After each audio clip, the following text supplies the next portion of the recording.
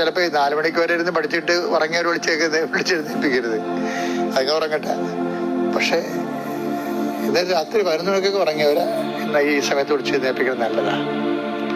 എന്നിട്ട് ഈ പ്രാർത്ഥനയുടെ കൂടെ കൊണ്ടുവരണം. അപ്പം നിങ്ങളുടെ വീട്ടിലൊരു പരീക്ഷാ പ്രാർത്ഥന കിട്ടും. നിങ്ങളെന്തിനാ അച്ഛൻ പ്രാർത്ഥിക്കുന്ന സമയത്ത് അവരുടെ ശിരസിൽ കൈവച്ച് പ്രാർത്ഥിക്കണം.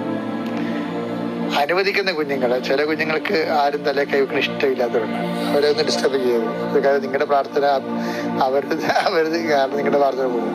അപ്പം അത് നിങ്ങളുടെ സൗകര്യം പോലെ അവിടുത്തെ രീതി അനുസരിച്ച് ചെയ്യുക. തലേ കൈവയ്ക്കണത് അമ്മമാർ കുഞ്ഞുങ്ങളുടെ തലേ കഴിച്ച് പ്രാർത്ഥിക്കുന്നത് നല്ലതാണ്. എന്നിട്ട് ഈ പ്രാർത്ഥന ഓൺ ചെയ്ത് വെച്ചിട്ട് നിങ്ങളുടെ മനസ്സിൽ വിശ്വാസപ്രമാണത്തിലേക്ക് കൊണ്ടിരിക്കണം. കർത്താവ് നിന്റെ ഉന്നതമായ നാമത്തിന് സ്വസ്ഥം ചെയ്യണം. കർത്താവ് ഞങ്ങളുടെ കുഞ്ഞുങ്ങളെല്ലാം ഞങ്ങൾ ഈ സമയത്ത് ഓർക്കുന്നു. ഓണക്സാം എഴുതുന്ന കുഞ്ഞുങ്ങളെ, SLCക്ക് എഴുതുന്ന കുഞ്ഞുങ്ങളെ എല്ലാം ഓർക്കുന്നു കർത്താവ്. അവരെല്ലാം നീ ആശീർവദിക്കണം. ഭയമുള്ള കുഞ്ഞുങ്ങളെ കൊണ്ട് കർത്താവ്, പഠിച്ചിട്ട് കയറാത്തത് ഇനി എന്താണോ വരാൻ പോണത്, എന്തൊക്കെ ഡിപ്രഷൻ അടിച്ചൊക്കെ മക്കളുണ്ട് ഈശോയെ. ആത്മാവിന്റെ ശരീരത്തിന് വൈദ്യമായ യേശു ക്രിസ്തുവേ, വൈദ്യശാസ്ത്രജ്ഞരുടെ സൂചിക്കും മരുന്നിനും കടന്നില്ലാത്ത മനുഷ്യംശ ഗാത്രങ്ങളിലേക്ക്, അവസാദ രോഗങ്ങളിലേക്ക് കർത്താവിന്റെ രക്തം പടരട്ടെ. എൻ്റെ യേശുവിന്റെ ഉന്നതമായ നാമത്തിൽ അവസാദ രോഗങ്ങൾ മാറി